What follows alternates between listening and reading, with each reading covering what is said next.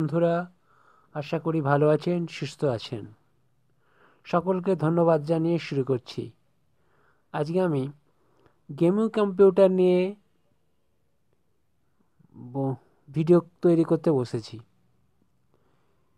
Gaming computer একটু বেশি দামে অ্যাসেম্বল করলেই ভালো হয়।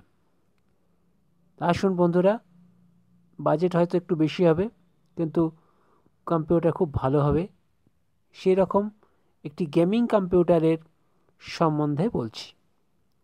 মাদারবোর্ড কিনবেন অ্যাসরকের B365M, দাম পড়বে ৮,১৯৯ টাকা। সকেট নাম্বার 1151, 64 GB পর্যন্ত সাপোর্টেড এই বোর্ডটা, তাই এই বোর্ডটা রেকমেন্ড করছি। প্রসেসর নেবেন i5 9th জেনারেশন, 11,৩৬৮ টাকা দাম।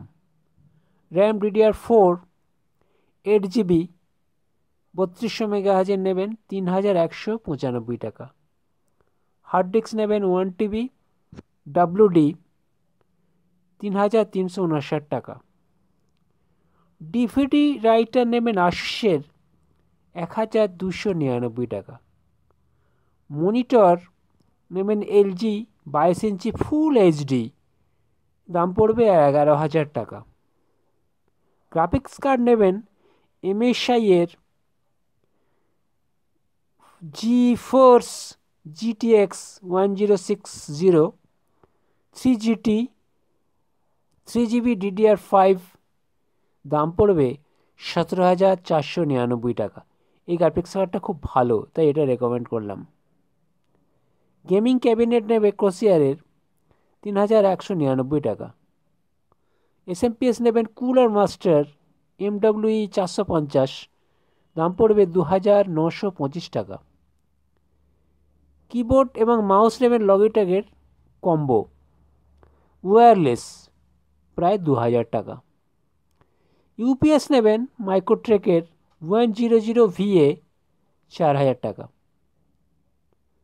সব মিলিয়ে পড়বে 68,043 টাকা।